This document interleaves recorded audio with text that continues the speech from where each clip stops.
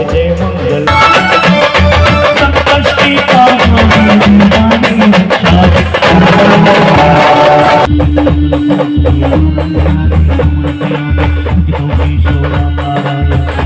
माता दुनी द्वारिका मैया की जय श्री दादाजी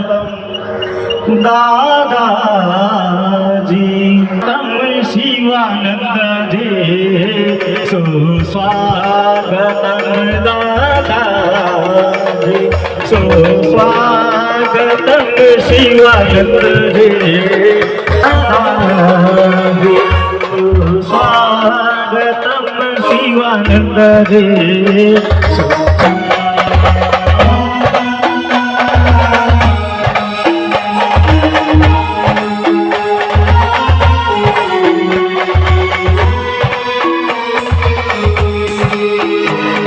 स्वागतम दादाजी स्वागतम शिवानंद रे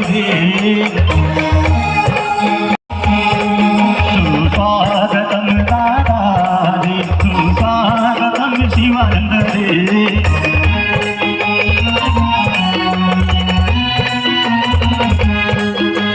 स्वागतम स्वागतम दादाजी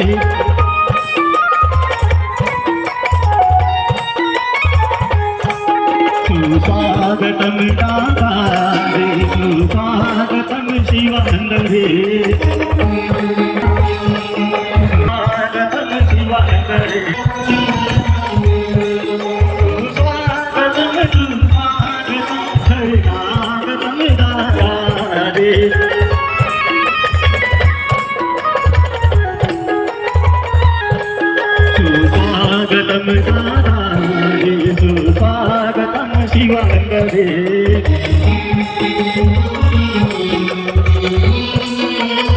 स्वागतम दादाजी स्वागतम शिवानंद रे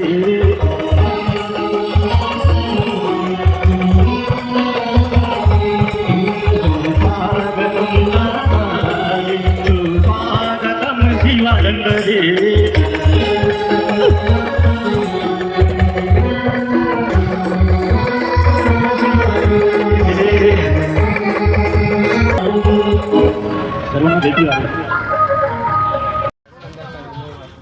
जय श्री आद्य स्वामी शिवानंद दादाजी की जय हो। आई धनद्वारिका मैया की जय हो।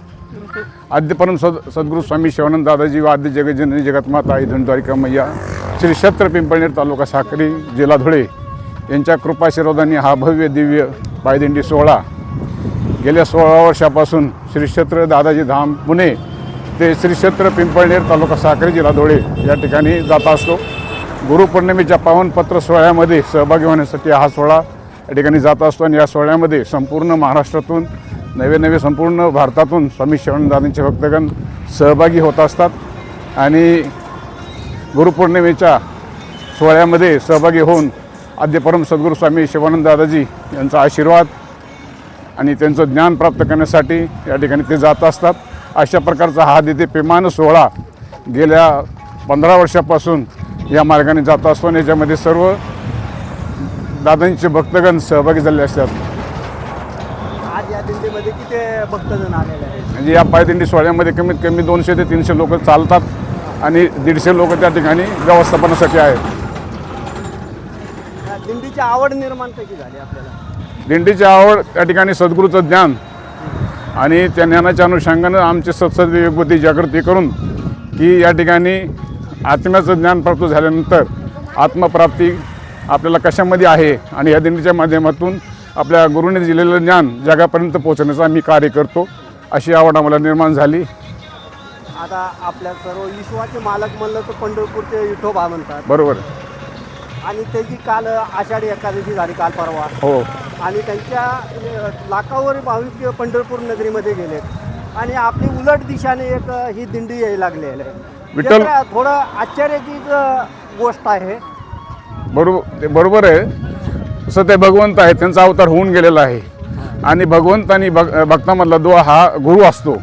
सतयुग, त्रेतायुग, द्वापारयुग या युगामध्येही गुरु परंपरा याला महत्त्व दिलेलं आहे आणि आपल्याला भगवंताकडे जायचं असेल, भले विठ्ठल भगवंत असो, माऊली असो, त्यासाठी आपल्याला सद्गुरू करणं गरजेचं असतो आणि आम्हाला या ठिकाणी सद्गुरूच्या रूपामध्ये या ठिकाणी स्वामी शिवानंद दादाजी आम्हाला प्राप्त झाले आणि प्रथम आम्ही वंदन गुरुला करतो आणि गुरु जसा मार्ग दाखवतील त्या पद्धतीने आम्ही जाण्याचा प्रयत्न करतो.